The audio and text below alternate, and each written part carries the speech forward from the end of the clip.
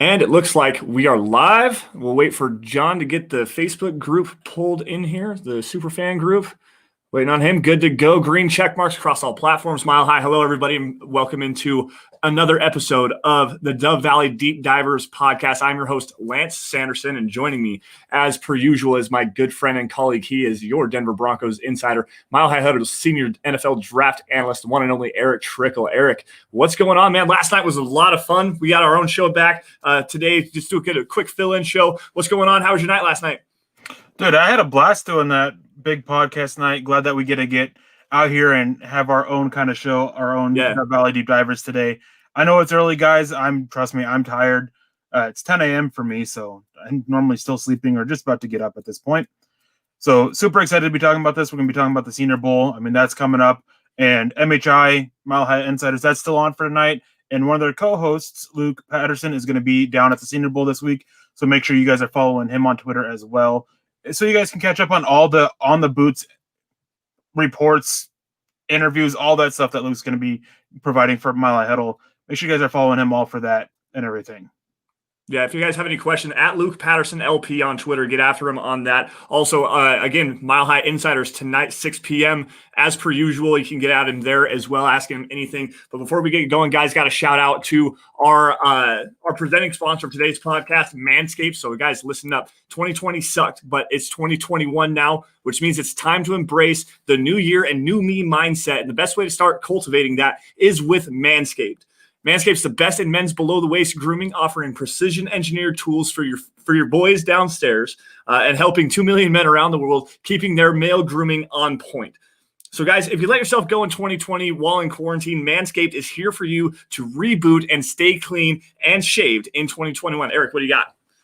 Well, I absolutely love Manscaped. I got it a while ago. Came with this awesome little travel bag that fits everything that you can get from there. And, of course, the Lawnmower 3000, it comes with its own little carrying case, of course. Let me get this open to show that off a little bit.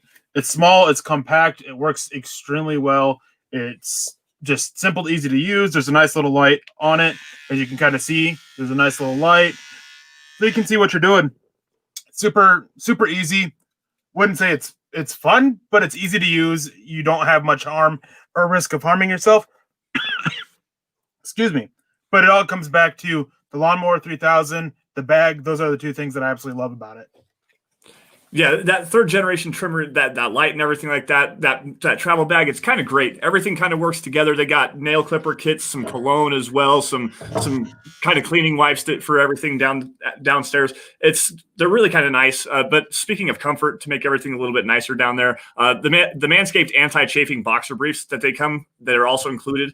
They're hands down the best underwear you will ever wear. So 2020 was awful. So make sure your boys are refreshed and ready for new beginnings in 2021. Embrace the new year, new me mindset with Manscaped. So get 20% off and free shipping with code HUDDLE at manscaped.com. Your boys will thank you. All right. That was fun. Anyway, so with the Senior Bowl, guys, the Senior Bowl starts this week. Today is players on the ground. They're actually starting to arrive in Mobile this year, and there's some pretty interesting players that we didn't really get to talk about any of them last night doing the top 5 my guys. These players that we're going to get here is going to be a lot of the day 2 and day 3 prospects, a lot of the seniors, obviously the Senior Bowl. There's a few players that actually declared that they were going to go to the Senior Bowl a little bit late in the entire thing, with Devontae Smith and Naji Harris out of Alabama. They're on the rosters. Probably not going to play a lot, get some practices in, stuff like that, not really put any risk to their bodies, but go do the big interview process. Now, Erick, I'm going to pull up the American team first here. We'll kind of break this down by the rosters here.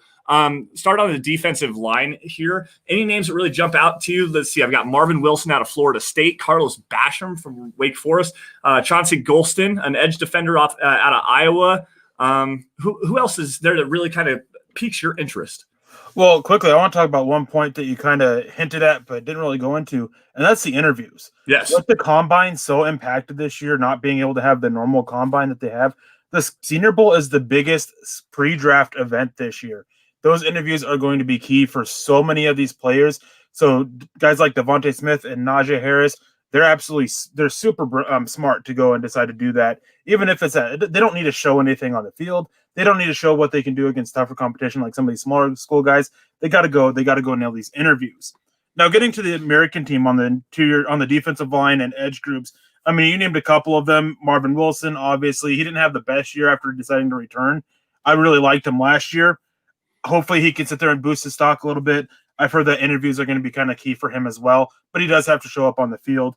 Chauncey Golson, he had a really big year this year, surprisingly. Like, I didn't expect much out of him from what I saw leading up to the season, but he stepped up. He had a pretty good year with everything so impacted that he's going to be one that I'm going to see what he can do, because on the national team and even on the American team for practices, there's a lot of talent at offensive tackle, and we'll get to that here in a little bit.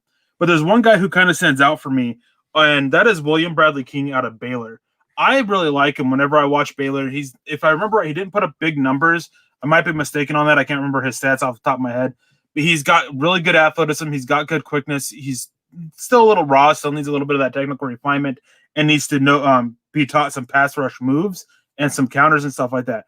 But I like the potential that he brings, and this is a guy that right now I'm probably looking at maybe late day 3 undrafted that could really boost his stock with a good Senior Bowl week. What about Quincy Roche, the edge defender from Miami? He's the counterpart to Gregory Rousseau, which obviously with Rousseau and that freak athleticism, he really pops off the tape. I mean, Roche's not just a Robin, though. This guy has some actual legit talent. Super bendy, super flexible. I like this kid a lot. Well, he wasn't really the counterpart to Rousseau. He was the counterpart to Phillips. Oh, that's true. Roche was at Temple before transferring to Miami this last year, and then Rousseau opted out. So we didn't get to see them on the field. Although, if we were able to see those 3 different edges on the field at the same time, oh, man, that would be great to see.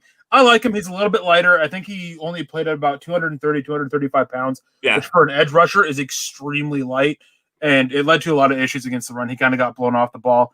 I'm pretty sure teams will want to see him come in a little bit bigger, take this time after the season to put on some muscle, put on a little bit of weight, and have that respond by doing a little bit better with setting the edge against the run. We'll see what happens with him. I like him. I like the athleticism he brings. But again, it just comes down to that weight. You can't be that light and sustain at the edge in the NFL. Where do you think he's going to go? He's probably a day 2 prospect in my mind. So tail end of the 3rd round, maybe 4th round. So early day 3. It really depends on what he does this week. I mean, right now I have him pinned as kind of that late day 2 guy, that round 3 area. If he shows up bigger and he responds on the field with his defense against the run, he can help himself, maybe crack late day 2, or even cement himself as a late day 2 round 3.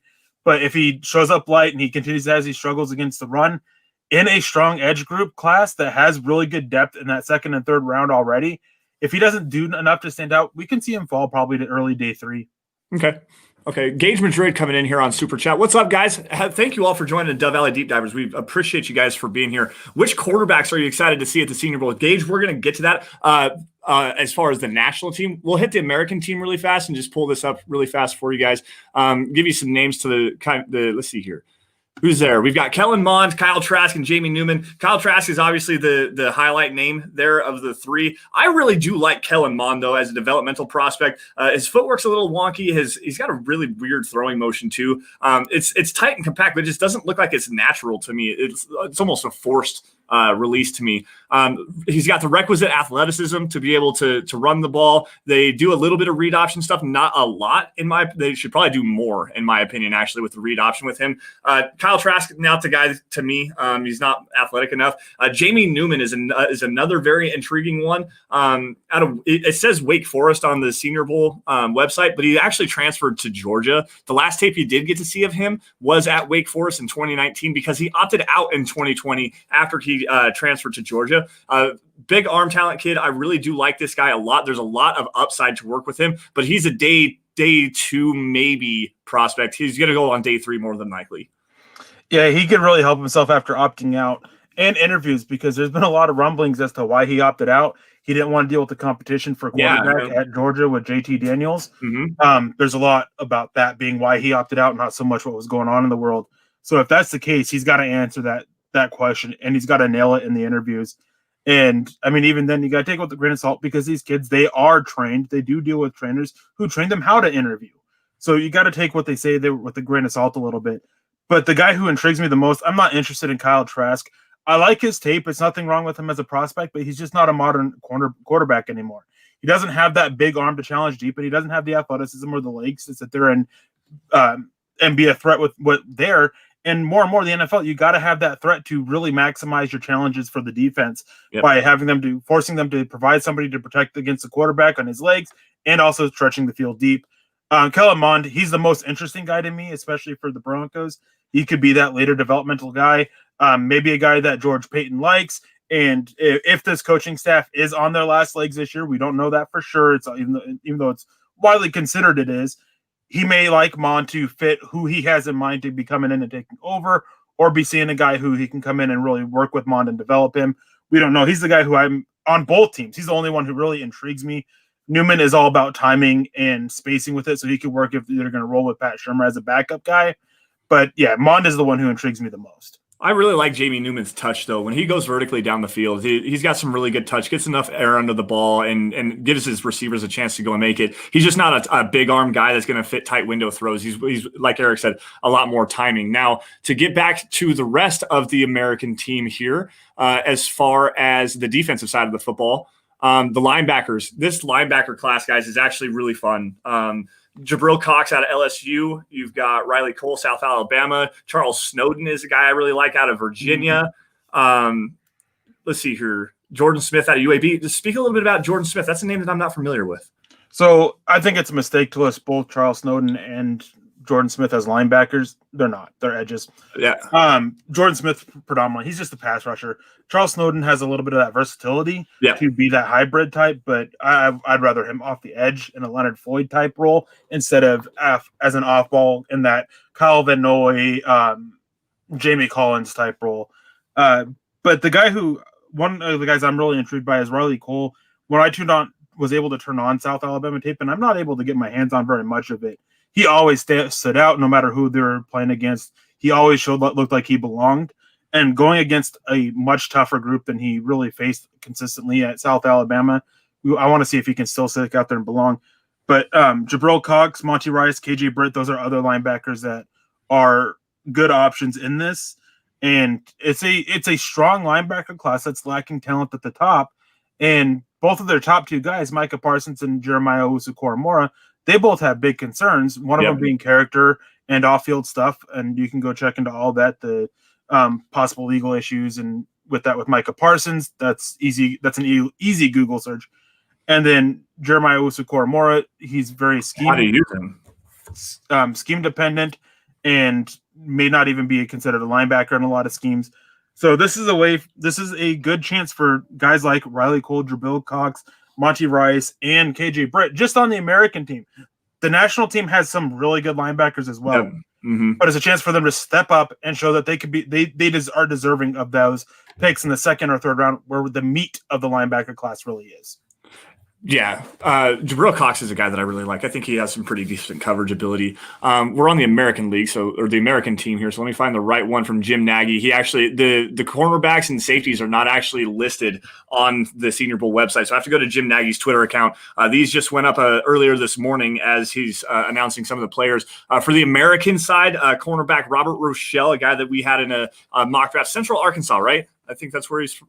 I can't remember exactly where Robert Rochelle? Yeah. Central Arkansas, yeah. Yeah, that's right. Okay. DJ Daniel from Georgia, Afitu Melifonwu from Syracuse, really good safeties in there. They got Richie Grant, Hamza Nazarildeen, Mark Webb, I believe, cornerback as well. Eric, speak to some of these guys. Both sides of it. Again, this is one of the best rosters that I can remember for the Senior Bowl on both sides of it. They did a really good job. So hats off to Jim Nagy and his whole scouting team that he has there, with finding the guys and getting these kids to sit there and join the Senior Bowl. Granted, they were helped a little bit with everything going on in the combine getting canceled. Some guys who may have opted out decided to go, but hey, they still put together a really good roster. Robert Rochelle, he's one who really interests me. He's a guy that, again, with any small school guy, Central Arkansas, South Alabama, there's a couple others on here that we're going to be talking about. This is the great chance for them to go. They're going against tougher competition than they may have faced in college on a regular basis, so this is a chance for them to go out there and shine. I mean, Robert Rochelle, he's got some really tough receivers that he's going to be facing against on that national team. So it's a chance for him to shine. Aaron Robinson, he's another one. Daniel Jeremiah just had him in his first round as I think the 32nd overall pick. He's big. He's athletic. He's got the size. He's a guy that I think can go a lot earlier than a lot of people think, even what I think right now. And the Senior Bowl is going to be a big test for him coming out of Central Florida. Richie Grant, he's a guy that I liked last year as well before he decided to return. Same with Hamza Nasser El-Din. I really liked him before he decided to return to Florida State. Yep. This is a good chance for them. Both of them didn't have the best of years. This is a chance for them to answer some of those concerns that people have about him. Athena Bellafon, again, he's a guy that I have a little bit more questions about where you actually play him in the NFL. Right. I don't think he's a true corner. I don't think he's a true safety. Definitely that versatile hybrid type. Depending on the scheme. The scheme, you can see him work as one or the other a little bit more. But the two Missouri guys, these are guys that I didn't have on my preseason scouting list. And as soon as I turned on, I think, a Missouri game, I immediately wrote these two down. Tyree Gillespie, sorry. And then Joshua Bledsoe. I think Gillespie is a little bit better of a fit for the Broncos. I think Bledsoe is a more of a man-to-man hybrid, kind of that Kareem Jackson role in a man coverage scheme. Being able to play a little bit of cover too, but coming down, handling the slot, playing closer to the line of scrimmage. Tyree Gillespie has a little bit better range, a little bit better athleticism, I think. So I want to see if they can offer up a little bit more versatility. I think that the Broncos, with a potential coaching change coming, that they're going to be looking for guys who can fit Vic Fangio's scheme, but also offer up a little bit of scheme versatility going forward. Athena Bellafon was actually the guy that I'm really looking at there because, like you said, you're not sure exactly what scheme. So he has the ability to play off the ball at safety, play down and play down closer to the ball in the quarterback position, and the really decent tackler. I like him a lot. I really do. Good length too. Really good hand play at the catch point. Before we flip over to the offensive side, guys, got to give another shout out to one of our sponsors for today's live stream. Sportsbetting.com. Broncos country gambling is now legal in the state of Colorado. And if you're looking to make watching your favorite sports a little bit more interesting, sportsbetting.com is your no-brainer destination. And here is why. They have sharp odds, low juice. They're in-house bookmakers. They're not a third-party provider of odds, which means that they have reduced juice and also the best prices. They have a hassle-free bonuses with a one-time rollover, meaning the bonus money is yours after you bet it one time, where other sites range from 5 to 30 times. They have 24/7 live customer support with always a real person in the United States. But guys, here's the kicker. Right now, after you make your first deposit, sportsbetting.com will double your deposit up to $300. That's $300 in free bet credits. So guys, head on over to sportsbetting.com/milehighhuddle. That's www.sportsbetting.com/milehighhuddle and capitalize on up to $300 in free bet credits and start 2021 off on the right foot. We appreciate that. Flipping over to the offensive side of the football for the American team here, offensive linemen's offensive tackle class is actually very intriguing, especially on this side. You've got Alex Leatherwood from Alabama, Ben Cleveland out of Georgia, Erick Jackson from Iowa, a guy that had an ACL injury a couple of years ago, and then, or not an ACL injury, it was a knee injury, missed some time last year, came back and really struggled this year. He didn't take that next step forward. I was really disappointed in him there. And Grambling State, David Moore, a tackle there as well. Eric, have you seen anything on him yet? Yeah, he's a guard in the NFL. Okay. He just doesn't have a combination of, he has a lack of length. I mean, he's 6'5", 320 pounds. So maybe in the right scheme, but I think that he's a guy that you plug in at guard and you just let him do his business. Great in the phone booth, just an absolute mauler. Really like the kid. Ben Cleveland, he's another one that he just doesn't have the athleticism to play tackle in the NFL. So even though he's 6'6", he should be kicked inside to guard. Alex Leatherwood, of the actual true tackles, he's the one that interests me the most just because he has so much versatility to play inside, but he has those traits to last outside at tackle. So if you get him, you can try him at left tackle if you have that opening there. If he doesn't work, you can move him to right tackle. If he doesn't work there, you can move him inside to guard. And basically you can keep trying him at different places until you find a spot where he works or that he shows that he can't play any of them. One of the two. But yeah, I mean, it's a good group, but with Ben Cleveland and David Moore especially, it's going to be a chance to show where they really are able to play. Maybe David Moore and Ben Cleveland show up and they absolutely kill it against some of these edge rushers on the national team. And teams think, hey, we can make them work at offensive tackle, and they stick there and they end up having a good career. I don't see it, but Senior Bowl is that chance to prove doubters wrong about certain aspects. Yeah, Erick Jackson really is intriguing to me just because he seems like left tackle only. Like that's all he's going to be able to play. He can't flip over to the right side. So that he's guy not comfortable on the right side. Exactly. Which is a big issue. Well, and that's why Tristan Wirfs played on the right side. Tristan Wirfs was a natural left tackle. He could play both sides, but because Erick Jackson was not comfortable there, Tristan Wirfs played on the right side. That's the whole reason why Tristan Wirfs is a right tackle. And he still is very, very good, man. It's just absolutely amazing. Running backs here, Eric, why is Kylin Hill your running back number one? I really like him. I like what he brings. He is the type of running back that I think that everybody wanted Royce Freeman to be. Yeah. He's got that size and the power, but he's got good agility and quickness to get upfield quickly. He's not overly patient like Royce Freeman is as a runner. He sees the hole and he just goes.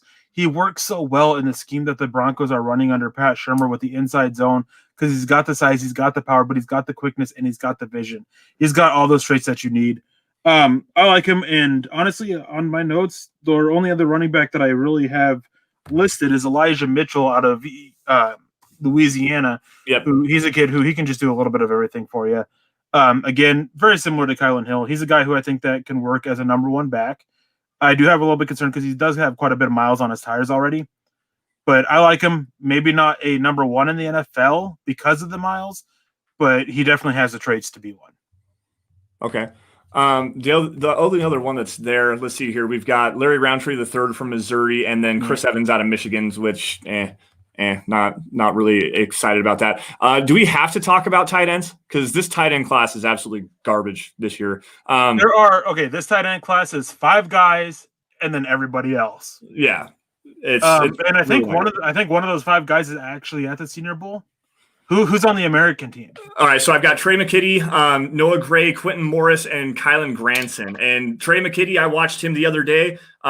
He is a very less athletic Virgil Green, and that's exactly who I think he's going to be. Yep. That's who you have him as. Yep. I have him as a very less athletic Noah Fant. I think he offers that more as a receiver than he ever will as a blocker. Really? I thought the opposite way on that. I thought with his size, just because he is so huge that he could develop into a blocker. I like the tenacity that he has, but there is a lot of refinement that needs to go there. I like him as a receiver. Well, I get that. But to me, is just because he's so lacking in the athletic department, they're not going to use him as that when you have a Noah Fant. Like if he does go to the Broncos, he's not going to be. I'm not saying that that's what he would be with the Broncos. Right. I'm saying that's what he's going to be best. I mean, he's not the athlete that Noah Fant is. That's why he's a lesser version of Noah Fant. Mm-hmm. But I like him better as that receiver, shorter underneath, a little bit of intermediate stuff to just go and be a little bit reliable without the blocking to keep him in line. Okay, that's a good point. I didn't see that, but I get that. Gage coming back, hitting here with another $5 super. Are you guys sold on Trey Lance as a first rounder? I personally am not. There are just too many inconsistencies for me. I see him going early round 2. Lance is so intriguing, and yes, I know I just said I'm very intrigued. No, Trey Lance is actually very intriguing just because you've got the crazy arm talent, the crazy athleticism. He makes pretty much any throw you want to. The thing is, with him being just so unknown, small school guy, only has 1 year of production, didn't get to see him this year. It's scary with him, and to me, I wouldn't take him in the top 10 just based on that because you don't know. But also at the same time, he has all of the traits and all the tools to be a first-round player. It's just, to me, is that a risk that I'm willing to take without knowing more about him? A large part of scouting is not scouting who they are, but what they can be. Trey Lance has the potential to be one of the best quarterbacks to ever play the game because of his traits and his ceiling are so high. Mm-hmm. He's inexperienced. He's got a lot of technical work down despite that inexperience. It's just a matter of getting the experience and getting out there on the field. Smart kid, always wants to sit there and more than willing to put the work in. I see a lot of people comparing him to Paxton Lynch, and that's just a very ignorant comparison because Paxton Lynch cared more about being a Madden quarterback than being an NFL quarterback, and that's not the case with Trey Lance. He's all football, all business. He's a guy who I don't want to speak in certainty, but I'm confident he'll be a top 10 pick in the draft. I would imagine he goes there. If it was me, I wouldn't there. But at the same time, there's a lot to like with him. I don't hate the player at all. He's got really good tape and really good skills, traits and tools and everything. But at the same time, it's just I don't know. let's see here. Robert Caslow jumping in here. What round should the Broncos go for an offensive tackle? I'm not going on the first 2 days. I will say that. Unless it's Daniel Fa'alele in round 3, or Jackson Carman maybe. And Jackson Carman's actually at the Senior Bowl. So we'll be able to see a little bit more of him this year as well. Getting back to the Senior Bowl roster. I want to touch on that real quick. Okay, go ahead. You should be willing to draft a tackle at any round. You shouldn't limit yourself by position because say Penei Sewell is your top player in the draft and he falls to 9, you got to be willing to take it. You don't pigeonhole yourself. Now, what round should the Broncos go for an offensive tackle? I think somewhere day 2. That's where the meat of the class is. After round 3, this tackle class really plummets. And maybe have some developmental options, but I think you get that, especially with the concerns about James. You want a guy who can come in and start right away, but not necessarily the best to start right away. So Mike Munchak can work with him, and then when James gets hurt and misses and only plays 63 snaps over the season, you have a guy who can step in and play. And Biggie Bronco has kept talking about Spencer Brown. He asked me my opinion on him. I really like Spencer Brown. He's long, he's lanky, and he looks really thin despite being 320 pounds. I'd like to see him bulk up a little bit and put some work on in the weight room. I don't think he's best for a gap power scheme similar to what the Broncos are currently running, at least not right away.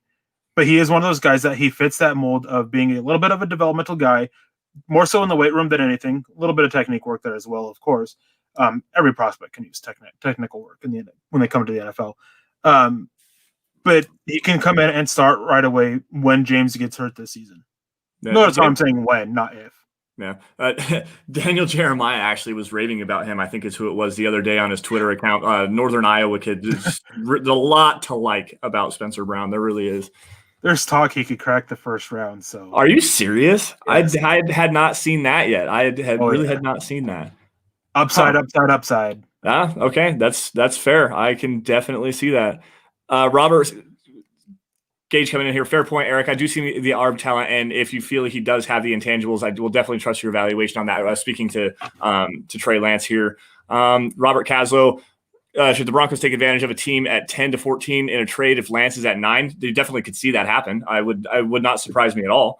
Watch out for New England. Actually, I want to touch on this, and actually a friend of the podcast, JR Drafts, actually just tweeted this out not too long ago, and he said that that Bronco fans should be rooting for a quarterback to fall to 9, because even if George Paton and the Broncos aren't interested in that quarterback or taking quarterback at 9, the packages they're going to get for a trade ups, because there's a lot of teams that are picking 20 to 29 that will want to jump up and get that quarterback. Chicago Bears, Washington, guys that like the Steelers, who they don't know what they're doing at quarterback.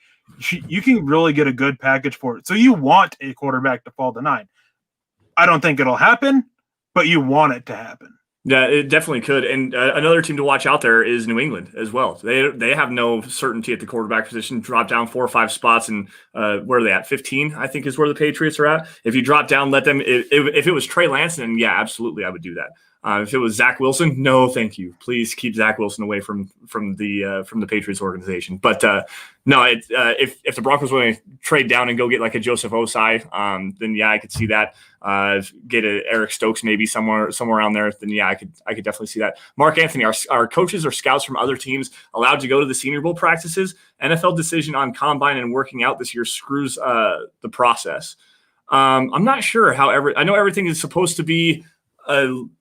There's obviously more social distancing protocols and everything this year obviously, but I'm not sure what scouts and coaches and stuff are going to be there. I'm not sure how that's all going to work. Eric, do you have any insight on that? I actually don't. I know that there's going to be a lot of restrictions on where there's access to. Yeah. I think Luke Patterson said last night that there's going to be certain areas in the stands where you have to be, and not really going to be able to interact with each other and everything, which honestly, that's a big part of the Senior Bowl with NFL scouts is they do talk to each other and they do get insight from players and stuff like that. And they have to sit there and figure out what's misinformation and not, but it's a large part of the process for it. So we're going to, we'll see what happens with it. I'm not exactly sure what all's in place, but they do have stuff in place. And Robert Classo actually comes in with the thing about this. The news is the combine is canceled. It's not canceled. It's just being done very, very differently this year. Instead of one big combine, it's a bunch of little, basically smaller workouts for teams. Teams aren't able to send everybody like they normally do, or are able to do. They're only able to send, I think, like a coach and a scout or something along those lines of that. Right. There's going to be things set up for medical stuff, and all interviews are going to be over Zoom. Yeah.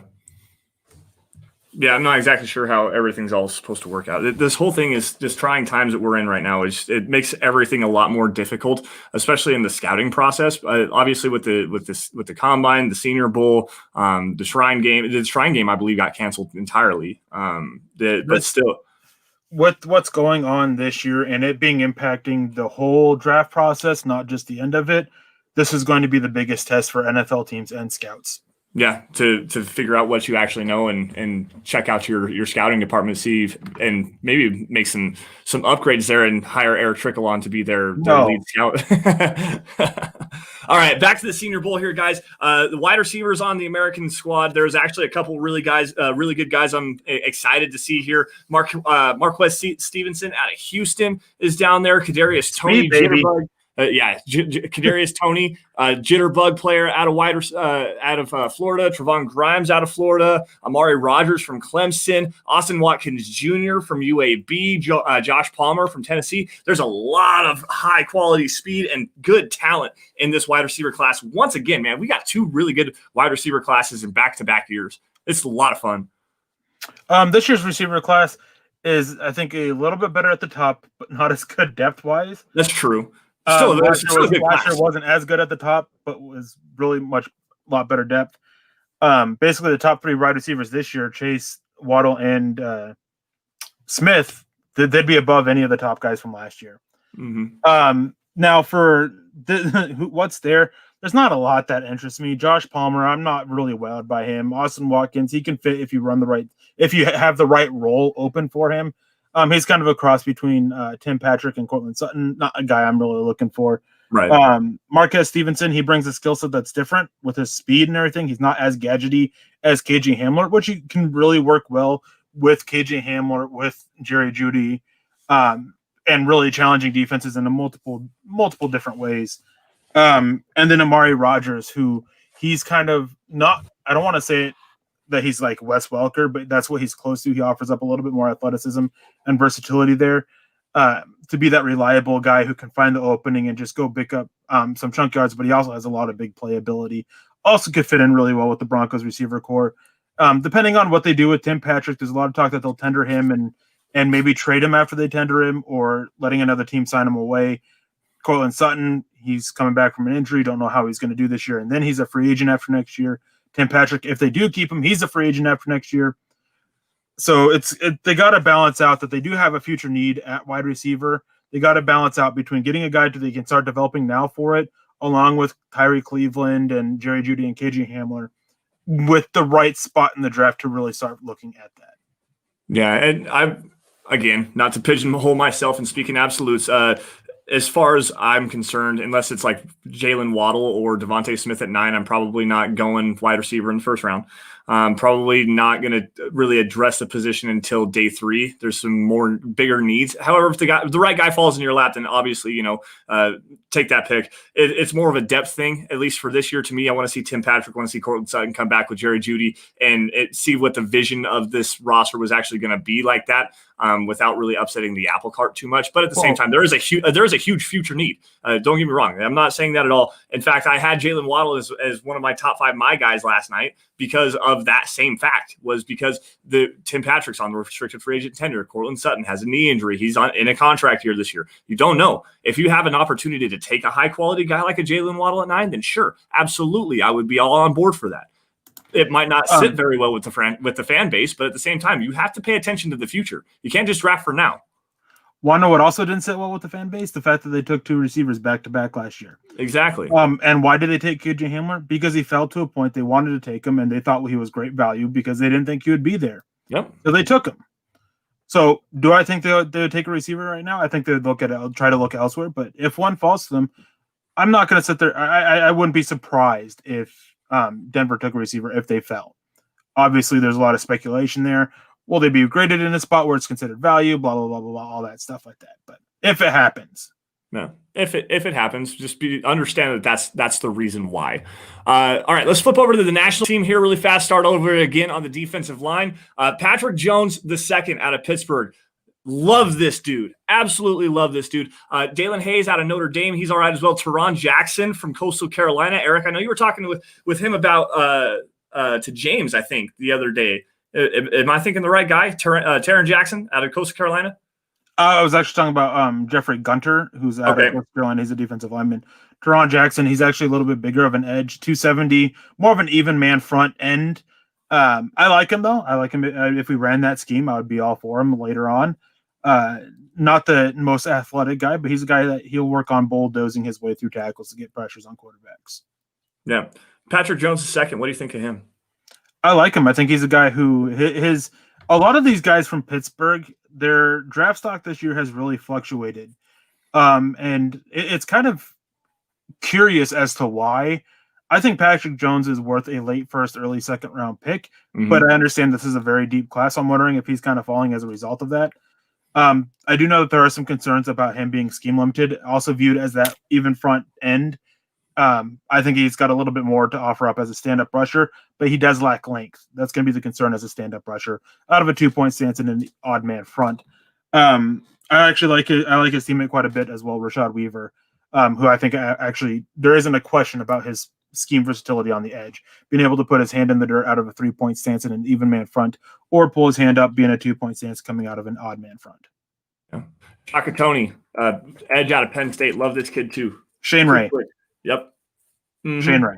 He's a pass rush only edge rusher. That's it. Okay. Hamilcar Rashed Jr. out of Oregon State. They haven't listed a linebacker. He's more of an edge defender too, right? He's an edge. An edge. Not a big fan of him. Just have a lot of concerns overall about his game. His athleticism, sometimes his burst off the snap is lacking. Just a lot of consistency issues. He's one of those edges that I think could realistically fall to day 3. He had a really down year after having a pretty solid year last year. Yeah. Is there anybody else on the interior of the defensive line on this group that you have any high quality opinions about? I don't know, because I don't have the full roster in front of me. You don't have it? Okay. I'll just start reading off here a few names. They have it listed as defensive lineman, but it doesn't say interior defensive lineman, edge, or anything like that, so I'm not exactly sure. Jonathan Cooper out of Ohio State. Levi Onwuzurike, Washington. Ooh, he's actually a really fun name to watch. Not a fit for Denver whatsoever, but this guy is super explosive off the snap. You put him in an even man front as a 3 technique. That's his only role in the NFL. He can cause a lot of damage as a pass rusher. Some concerns at what he does against the run, but man, he's got the skills to be an interior pass rusher. Yeah. Adita Kumbo Ogundeji, Dalen Hayes. Real quick, since I'm seeing this talked about in there, is you don't draft for need, guys. You don't. So while wide receiver may not be the biggest need, if that you find value there in the first round, second round, whenever, you take it. You don't draft for need. You never draft strictly for need. That's how you end up with failed draft classes. It's a combination of best player available at a position of need, but sometimes that gets overwhelmed or that gets overruled by a guy being a true, just wide and far away the best talent on there. And is there a true defensive end in the NFL anymore? Yes. There are guys that are strictly rush linebackers. There are guys that are strict 4-3 defensive ends, and a lot of it deals with size and traits. More and more, you want more versatility because you don't want to be pigeonholed with a guy who's 270 pounds, a 4-3 7-tech defensive end, and then sit there and bring in a new staff that is strictly a 3-4 rusher where your 2 rush linebackers line up as wide 9s. So you want that versatility there. So more and more, you're seeing less of true guys, but there still are some out there. Yeah, AJ Epinesa is a guy like that. Just he doesn't have the athleticism to be able to drop back into coverage, but he's still a very good 7 technique defensive end. And if you could play some 6 as well too. So I mean, but he's a guy that well, he can work inside as a 3 tech because it doesn't go just inside out or from the inside out. You also have to factor is can they go from being that end to going inside? I saw somebody mention Draymond Jones. See, that's what Draymond Jones in the odd man front. He works as that 5 tech, that 4 technique. But if he was going into an odd man front, he's a guy who you can sit inside as a 3 technique, and he could still do work. He's not really a true defensive end because he has that interior defensive line versatility. It's why the standard old position groupings of defensive line, defensive end, linebacker, they all need to be thrown out the window. You have your interior defensive lineman and you have your edge rushers. Yeah. That's actually a very good point there, Eric. I'm really glad. You know what? We actually kind of broke that down for you guys a while ago about how they need to do realign some things. Is like you got nickel players, you've got boundary cornerbacks. You have to separate the two of those. You've got interior defensive linemen, you got edge defenders. Like you have off-ball linebackers and edge defenders. There needs to be a lot more clarity in the way that people are talking about some of these players, just to help kind of help differentiate where what you guys are kind of seeing and what you're looking at. As far as we're on the national team for the Senior Bowl. Let's jump down to the linebackers. Back to that question, John.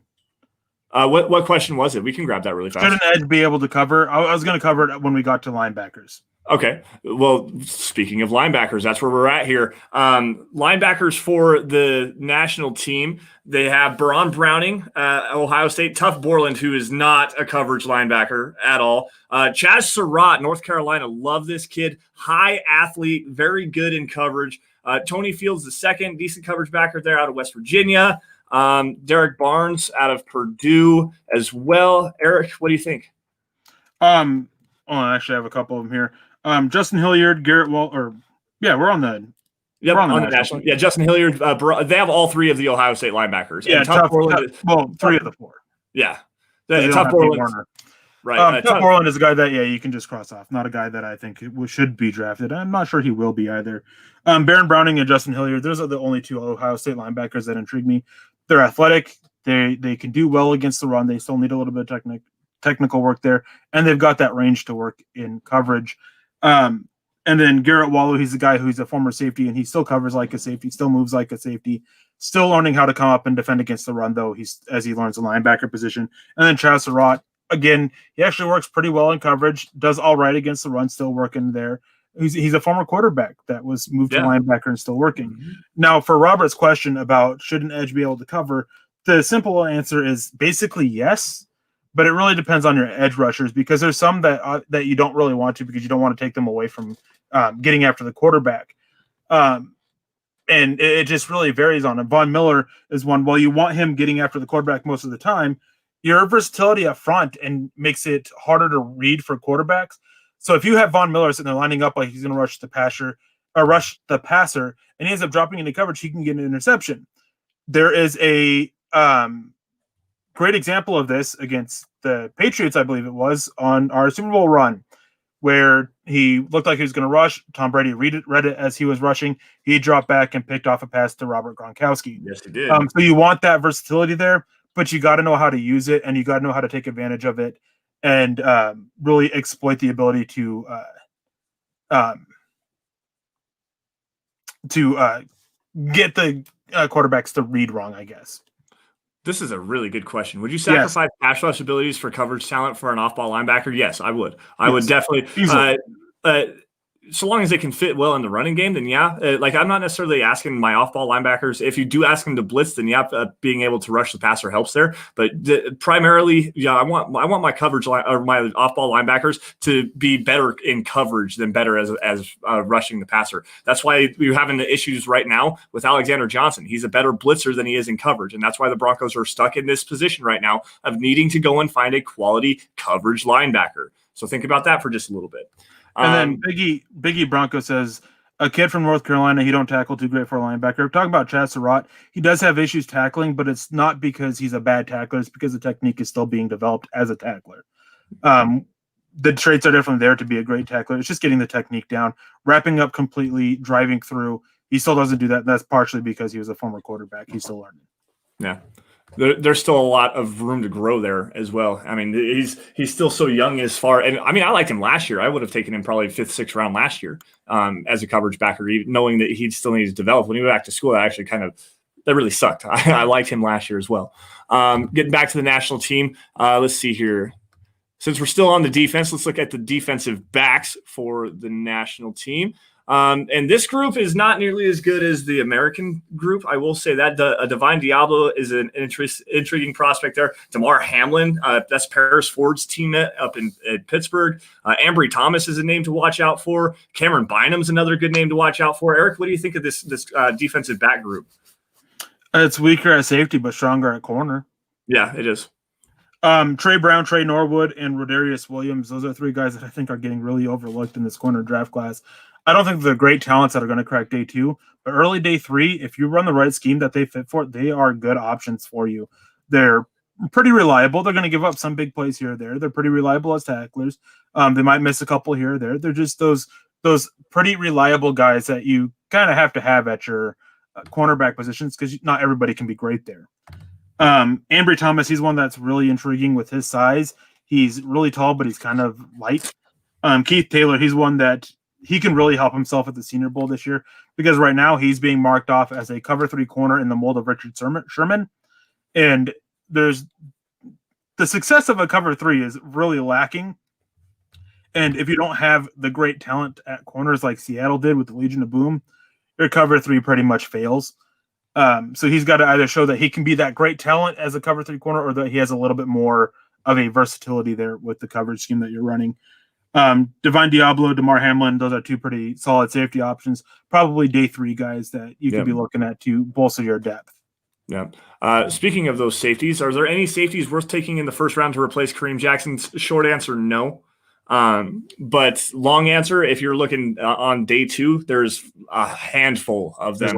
There's a lot. This safety class is there's no one true stud like you would get like with a Jamal Adams or a Derwin James. There's no like legit player like that, but there are a lot of high quality players in this safety class, and they're all going to go from the top end of the second round through the tail end of the 4th round. And there is even some guys on day 3, the late day 3. DeMar Hamlin's a guy late day 3 that I would be really intrigued in.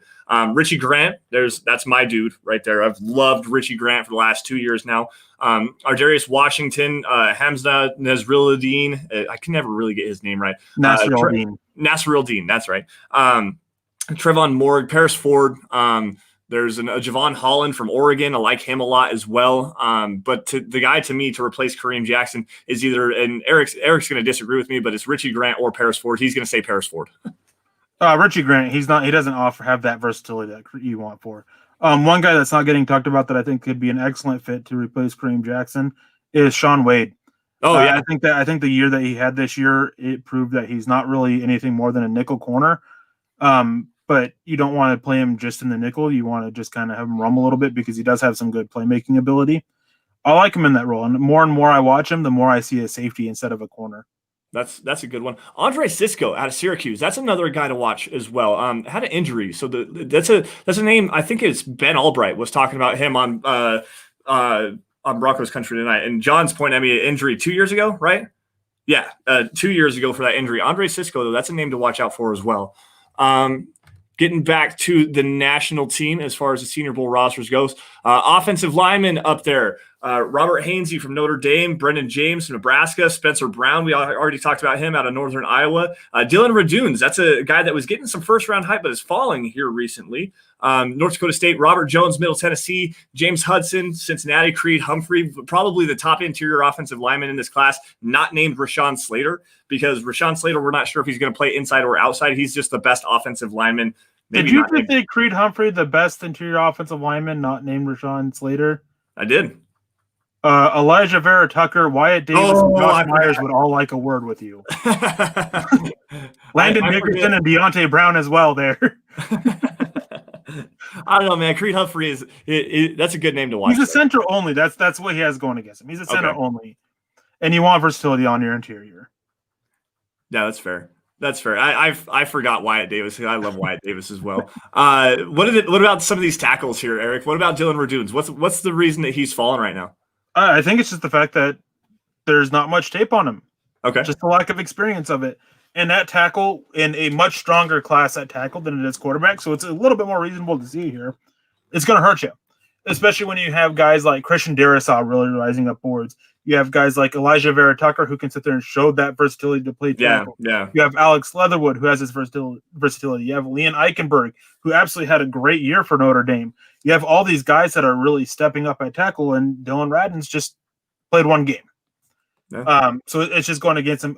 He's a great athlete. I think there's also concerns about his strength and functional power, which is going to be limiting to him as well in the NFL for scheme. Yeah. What about Adrian Ely, Creed Humphrey's teammate out of Oklahoma? He's interesting. For me, he's a later developmental option for it. A lot of technical work that's needed. But if I'm looking for a guy like that, I'm looking for James. That's at the Senior Bowl, anyways. I'm looking at James Hudson out of Cincinnati.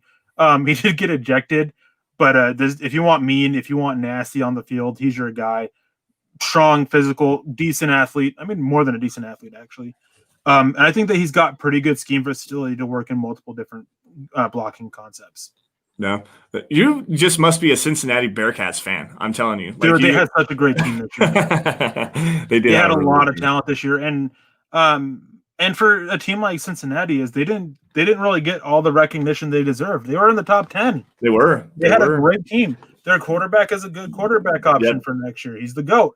Then you have Sanderson, who's I wouldn't be shocked if he pushes for one of the best edge rushers next year. They had some really good safeties. They have Kobe Bryant at cornerback, who he tries to embrace the Mamba mentality, and just all these talented guys that we're going to be seeing them come out. And the best part of it is it's not even the meat of the recruiting classes that their coach has made. So they're looking like they're trying to form a powerhouse there. And I kind of gravitated towards Cleveland or towards Cincinnati this past season. Yeah, it's hard not to. They had a lot of fun. That Desmond Ridder is supremely talented. All right, they're fun to watch, guys. That's the biggest thing. Is I like watching prospects that are fun to watch, and a lot of them on Cincinnati are fun to watch. I got a Division III offensive tackle here, Wisconsin Whitewater, Quinn Miners. Have you got a chance to check him out yet? No, trying to find tape on them is so hard. Yeah, it's incredibly impossible. But Wisconsin Whitewater is one of the best Division III schools in the country. They are always in the national championship game. Moving forward here, we've got quarterbacks here. Going back to quarterbacks for Gage, Sam Ehlinger from Texas, Ian Book from Notre Dame, and Felipe Franks from Arkansas. Felipe Franks was he at Florida or Florida State? He was at Florida and replaced by Kyle Trask. Okay, that's what I thought. Sam Ehlinger, actually, you know what? For a guy that came in with super raw arm talent and was not a very good passer, more athlete than quarterback, he's actually transformed into a solid quarterback. He's not a guy that I think is going to be like a starter in this league. He's just going to be a developmental guy, can maybe come in and win a game for you if you absolutely have to as a backup. Ian Book is another name that's really interesting, but I think he got elevated a lot by the talent around him at Notre Dame. There was some issues to me with Ian Book. Eric, what do you think?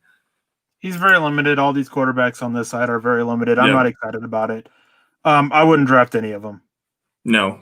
Sam Ehlinger has an undraftable grade for me, and he made my top 10. That tells you about the depth of this quarterback class. Yeah, this quarterback class is strong at the top, but after the top 5, so Mac Jones even, it's a top 4 at least, but after the top 5, there's not a whole lot there.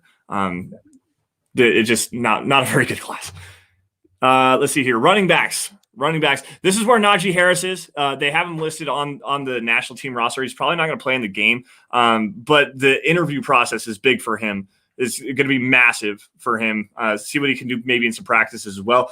Khalil Herbert is a guy, Eric, I know you're really high on. Let's see here. Michael Carter out of North Carolina. That's Javonte Williams' teammate. And don't think of him as like the backup because Michael Carter is a damn good running back as well. Romandre Stevenson out of Oklahoma is a guy to watch out for. Demetric Felton as well. Eric, what do you think of this running back group? I really like Stevenson, Carter, and obviously Herbert for what the Broncos are currently doing. All three of them show those things to be the number one in a stable. I mean, Stevenson, he's a very big, very powerful. He's doesn't have that extra gear really to break away. Not a super great athlete, but he can be reliable to go get you chunk yards and open up the door for somebody a little bit more explosive after him. Herbert's the guy that I'm really looking for. He fits the mold of a day 3 running back, fits the scheme, can come in from day 1 and just do well. Yeah. He's a good receiver out of the backfield. Underrated receiver out of the backfield, actually. Yeah. And then with Felton, he's a guy that if you want a Darren Sproles type, there you go. Felton. Yeah. Tight ends. And Eric, I think I found the guy that you're talking about at the tight end position that's one of the top 5 guys, and then everybody else is gone. Hunter Long out of Boston College is the only one that is actually worth talking about. Decent blocker. They have Tony Poljan out of Virginia and Kenny Yeboah out of Ole Miss. Kenny Yeboah is worth talking about because he's another one of those super athletic move F tight ends that can really do damage, but he's not a blocker. Okay. Evan Ingram type mold. Yeah, I'm still working on tight ends as well right now, and I told you about that the other day, so I'm not certain about him, but I do know Hunter Long. And then Poljan has some good upside, but he's going to need a lot of development. Okay. Let's see here. Let's run to the comment stream really fast, see if we can grab a couple questions before we hit wide receivers and then shut this thing down. I do want to talk about this real quick and just kind of clarify it, since we have a lot of questions about the need for wide receiver. We're not saying Denver is going to draft a receiver. That's not what we're saying. What we're saying is that we can get the reasoning behind it. You have Tim Patrick, who is a restricted free agent this year. Denver, I would expect them to tender him. And after they tender him, they may trade him away, or another team may come in, give him an offer, and Denver not match that offer. It's the right of first refusal. They have the right to match the offer. And Denver's in a spot where, while everything looks all fine and dandy with their cap space, they're not in the best spot because of free agents that they have impending. So if somebody comes in and gives Patrick that offer, I don't think Denver will match. That right there, they're losing. They're really their number 3 guy on the depth chart after Sutton and Judy. And then you have KJ Hamler who can step up. I know there's a lot of people who are hyped out about what Tyree Cleveland showed. I really like him. I liked him. He's a guy who last summer I was in there pounding the table for that can make the roster, and he ended up making it. So congrats to me for being right there. But you have Deshaun Hamilton that you want to try to upgrade over as well, because he doesn't do a lot that you can really rely on outside of being a 5th receiver. And he's also in a contract year. He's also in a contract year, and I don't think he makes the Broncos this year. Then you add into the fact that there's Colin Sutton coming back from an injury, and he's a free agent after next year. If he doesn't have that great of a year, maybe you can keep him back and try to have him have that big year. But if he has that big year, maybe it comes financial reasons. So it's not saying that we are going to, or that Denver should go after a receiver. It's saying that it's very easy to see why they could and justify the pick of a receiver. Yeah. It's, like I said, it's unlikely. I don't think the Broncos do go receiver in round 1. And there's if they do, I think it's day 3. If they go get a receiver, I think it's day 3 to better their depth, which is where you want to try to better your depth. Day 3. Yep. Todd Ostendorf coming in here. If Waddle is as good as y'all think, it is unlikely he falls. Actually, Waddle at 9 is like that's a thing. Waddle at 9 could be a legitimate thing. Like don't think about that. Don't speak in absolutes. There's a definite possibility one of Devontae Smith, Jamar Chase, or Jalen Waddle will be available at 3. There's a definite possibility that could happen. Prank Films jumping in here on Super Chat. What's your opinion on drafting Naji Harris? He might be a better back in the long run than Phillip Lindsay. Which veteran quarterback do you want as a backup? As far as Naji Harris is concerned, he's much better than Phillip Lindsay. Yeah, he's much better than Phillip Lindsay, first off. Let's just say that. Much more well-rounded in his skill set, better receiver, better blocker, and can actually play on third downs. I don't know about drafting a running back that high, per se. Especially given the needs at cornerback, at the edge, at safety, off-ball linebacker. So running back. Don't draft a running back or day 3, period. Yeah. Maybe third round guy, maybe. No. But Naji Harris is going to run the tail end of the first round. Let me as stipulation on that. You don't draft a running back before day 3 unless a guy who you think is like a first or second round talent falls to round 3. Then you can justify it because it's such a great value for it. But still, rather just draft that guy in day 3. In day 3, draft that running back there. Or it most of the time it just ends up biting the team that made that draft selection in the butt. The one, and it actually kind of kicked them in the butt this year. The one situation where I could understand drafting a running back in the first round is one where you're like the Kansas City Chiefs last year, and you have everything already filled, and you just need that elite running back to come in and join the team and make it just a little bit better, and draft Clyde Edwards-Helaire, number 32 overall. That's the only time you should ever draft a running back in the first round. We'll come back to your veteran quarterback question here after this. I just want to add this. Justin Ross returned to Cleveland. Daryl, so he's not really returned to Clemson. He's going to give it a go this year. He's been medically cleared, so we're going to see what he can do. He has a chance to be one of the higher drafted running or receivers next year, so we'll see what happens. Yeah. That neck injury is still going to be a concern. Now, back to veteran quarterback. Who do you want as a backup? What veteran do you want as a backup? What veteran do I want as a backup? Nick Foles. Why? Because he's got at least some time with Pat Shurmur and has played in this system. He understands it. And he's probably not going to be good enough to really push Locke. He's going to push Locke, don't get me wrong, but he's not going to win the job outright. I think Locke still can win that job. And then Foles is going to come in and be able to play behind him if Locke bombs completely, and they're still going to be at least decent enough. He's got a good offensive line, some good receivers to throw the football to, decent running game that he can work with. The defense, so long as they stay healthy, I mean, Nick Foles can potentially take you to 9-7. Which you don't want, though. Well, I understand that. If Nick Foles ends up starting, it means Drew Lock failed. And you don't want to have him turn around and be that, because then you don't have a chance to get another quarterback. I don't want a veteran backup anyways. I'd rather the Broncos go draft a quarterback and run that way, or trade for Sam Darnold. The question now wasn't Lance. No, I answered the question at hand. Andy Dalton's another intriguing option as well. Andy Dalton is the one I would go with, because if he comes in, you still have a good chance to lose a bunch of games and put yourself in a better position to draft a quarterback. No, that's the big thing. Is I want a quarterback, a veteran quarterback that can help Locke, which Dalton and Foles both can. No argument there. But if Locke fails and they have to start, not a guy that's going to risk you to get you to 9-7 or anything, a guy who you might get to 5 wins with. That's Dalton.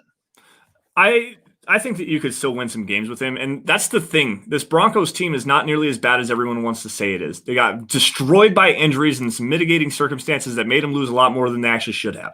The Broncos picking at 9 right now. Next year, if they stay healthy, they're not picking in the top 10. I can almost guarantee that. They're not, even with Drew Lock, even if Drew Lock is a starter, they're not going to pick in the top 10 again. I almost guarantee it. There's a lot of talent on this team, and they're going to grow. It's so young on the offense. They're going to grow. They're going to figure it out, and they're going to be a lot better. They're going to be at 8-8 anyways. They could have been 8-8 this year as it is. So yeah, we heard that all last year, and then injuries happen. You shouldn't talk uncertainties. Well, yeah, but you understand what I'm getting at. Like, I do. If it does stay healthy, if this team does stay healthy, they're an 8-8 club at the worst. Like, honestly, they really are an 8-8 club at the worst if they stay healthy. It all comes down to the quarterback position. Yeah, and so that's why I'm at right now. Go get your young guy now, and you let him sit behind Drew Lock, and then figure out if Drew Lock's going to be your veteran backup moving forward. You get your young guy now, let him grow, let him have the year to grow, just exactly like the Kansas City Chiefs did with Patrick Mahomes, even though it's a different circumstance there with Alex Smith as compared to Drew Lock. But you get your young guy, you let him grow for a year behind the system, set him up for year one success with a very talented team behind him in his first year as a starter in 2022. That's the way that I would do this, quite honestly. We're over our hour mark now, so we got to finish this up, guys. Wide receivers from the national team. I really like this group, man. Cade Johnson, South Dakota State. Tylan Wallace, Oklahoma State. Nico Collins from Michigan joined in. Again, Devontae Smith, who's probably not going to play, from Alabama. Sage Surratt from Wake Forest. A lot of really good talent here, guys. I love Tylan Wallace. There's an explosive aspect to him. He brings another skill set that Tim Patrick doesn't bring to this team. I would love him in a Denver uniform. I really would. Tylan Wallace would be interesting. He brings that speed and that athleticism to challenge deep in that different skill set that you don't really have in your receivers. Yep. The two guys that I'd be looking at, though, is Dwayne Eskridge and Frank Darby. Frank Darby there's some questions about how you actually use him. Senior Bowl week's going to provide some answers there with him. He kind of has that Laviska Shenault type mold, being able to use in a variety of ways. And then Dwayne Eskridge out of Western Michigan, he's a guy that very KJ Hamler-like. A lot of talk about him running a sub 4.340, very fast, has pretty solid routes. I believe and what little bit I've watched, I'm very limited in exposure with him. Haven't gotten around to a lot of small school guys yet. His hands seem pretty fine, which was a big concern with KJ Hamler. We'll see what he can do against some tougher competition or anything like that. But Dwayne Eskridge is definitely a guy that I'd like. He's a guy that I think that he'd be going a little bit earlier than Denver would be looking to go for a receiver, but maybe if he fell. Yeah, I mean, Devontae Smith, he's there for interviews. I don't think he's a guy for Denver, really. And then the other guys are just guys that I'm just met on or don't really fit with what the Broncos kind of need from the receiver core. No, if you want to replace Tim Patrick, Nico Collins would be a decent one. But if you want that same kind of player, then Nico Collins is Tim Patrick, essentially. That's my particular opinion on that. Mohammed Badri jumping in here with a $2 super sticker. What's up, Mohammed? How we doing, man? John, if you could pull that up for us, that would be great. If not, then we'll deal with that later. Hour and 3 minutes. Looks like that's pretty much going to do it for us here today, guys, on the Dove Valley Deep Divers podcast. Thanks for joining us all. You guys can follow us on Twitter. We never there's the sticker from Mohammed. Hey you with the Hey you pair. The pair. Yeah, pair. Anyways, guys, that's going to do it for us on the Dove Valley Deep Divers podcast today. Thank you all for watching us. Follow us on Twitter at Sanderson MHH, and for Eric at Erick Trickel. Also, guys, while you're at it, follow at Mile High Huddle for instant news and analysis on your Denver Broncos. Follow at DVDD_pod for the easiest way to keep in touch with what's going on the Dove Valley Deep Divers. Like today, we never really planned that we were going to do this. It kind of just happened. We did a show last night that filled in for Dove Valley Deep Divers, and Chad and Eric and I decided we were going to throw together a quick stream for you guys today at noon to get our show back on the forefront. So follow us on at DVDD_pod.